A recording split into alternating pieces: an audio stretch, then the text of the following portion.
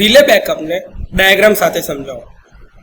તો backup relay આ એક પ્રકારનું બેકઅપ પ્રોટેક્શનનો ભાગ છે, જેમાં રિલે બેકઅપ જે છે તો એક જ રિલે જે છે એ પ્રાથમિક રિલે છે અને બીજી રિલે જે છે બેકઅપ રિલે છે. આ બંને એક જ પ્રોટેક્ટિંગ ઇક્વિપમેન્ટ માટે કામ કરશે, એટલે કે એક જ ઇક્વિપમેન્ટને પ્રોટેક્ટ કરશે, પરંતુ આ બંને અલગ અલગ સ્થાન ઉપર છે અથવા તો અલગ અલગ સિદ્ધાંત ઉપર કામ કરે છે. હવે બેકઅપ રિલે ત્યારે જ કાર્ય કરશે જ્યારે પ્રાથમિક રિલે એટલે કે પ્રાઇમરી રિલે ફેલ જાય. એને ફેલ જવા માટે કાં તો રિલેની અંદર ખામી હોય, કાં તો સર્કિટ બ્રેકરમાં ખામી, કાં તો એના CTPTમાં ખામી હોઈ શકે, રિલેના પાવર સપ્લાયમાં ખામી હોય, બ્રેકરની કોઇલ ટ્રીપ થઈ ગઈ, જામ થઈ ગઈ હોય, અથવા તો બ્રેકરનું કોન્ટેક ઓપન ના થતું હોય. આવા ઘણા બધા કારણો છે, અથવા તો ખોટા સેટિંગ ઇનપુટ કરાયા હોય સોફ્ટવેર બગ્સના કારણે. તો ઘણા કારણોના લીધે પ્રાઇમરી પ્રોટેક્શન ફેલ થઈ શકે છે.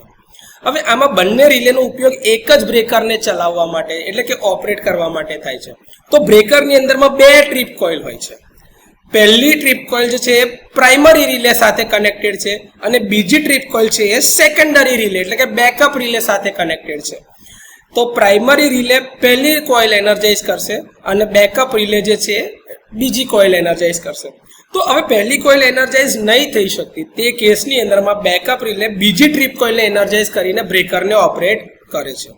હવે આમાં એક જ બ્રેકરનો ઉપયોગ કરવાના કારણે આ થોડી કોસ્ટ ઇફેક્ટિવ સિસ્ટમ છે, પરંતુ આની એક ખામી છે કે જો બ્રેકર જ ફોલ્ટી થઈ જાય, બ્રેકરની ટ્રીપ કોઇલ એનર્જાઇઝ ના થાય, એને મળતા DC વોલ્ટેજ છે એ બેલેન્સ ના થતા હોય અથવા તો મેન્ટેન ના થતા હોય, અથવા તો સર્કિટ બ્રેકરના કોન્ટેક જ જામ થઈ જાય, તો એ કેસમાં આ પ્રકારનું પ્રોટેક્શન આપવાનો કોઈ ફાયદો રહેતો નથી. તો આ રીતે રિલે બેકઅપને આપણે સમજી શકીએ છીએ.